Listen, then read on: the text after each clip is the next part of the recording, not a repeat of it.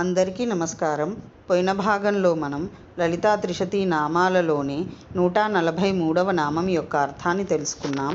ఈ భాగంలో 144వ నామం యొక్క అర్థాన్ని తెలుసుకుందాం. అస్మద్గురు దివ్యచరణారవిందాభ్యాం నమో నమః.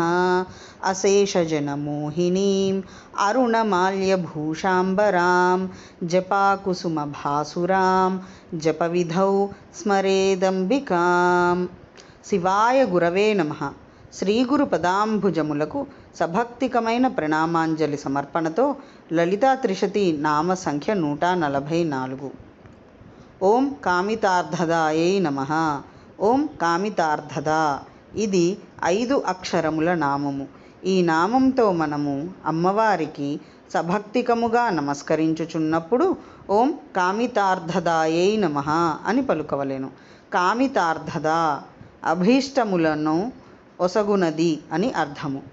అభీష్టములను ఒసగునది కావున పరాదేవి, జగన్మాత, పరాశక్తి, పరమేశ్వరి శ్రీ లలితామహాత్రిపుర సుందరీదేవి కామితార్థద అని స్తుతింపబడుచున్నది.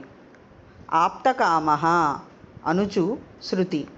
పరమేశ్వరుడు ఆప్తకాముడని, పూర్ణకాముడని చెప్పుట వలన పరమేశ్వరి జీవుల వాంఛితార్థములను తీర్చునది అని భావము. సంసార దశలో అనగా వ్యావహారిక దశలో అజ్ఞానము చేత ఆవృత్తమైన ఆనందస్వరూపము గల జీవుడు అనాప్తునివలే అనగా ఏమీయూ లేని దరిద్రుని వలె ప్రతీయమానుడగుచున్నాడు. అట్టివాడు అత్యంతిక సుఖస్వరూపమైన ముక్తి నాకు కలుగవలెనని అభిలాషించును కాన ఆత్మకు కామితత్వము సిద్ధించును. ఆ రకమైన అజ్ఞానమును తొలగించునట్టి జ్ఞానస్వరూపము గల పరమేశ్వరియే ప్రాప్తమైయున్న వస్తువును ప్రాప్తింపజేయును. అందువలన జగజ్జనని ప్రకాశరూపిణియై జ్ఞానస్వరూపిణియై కామితార్థములను ఇలలో అనుభవింపజేయుచున్నది కావున ఆమెకు కామితార్థద అను నామము అన్వార్థమై విరాజిల్లుచున్నది. ఓం ఐం హ్రీం శ్రీం కామితార్థదాయై నమః.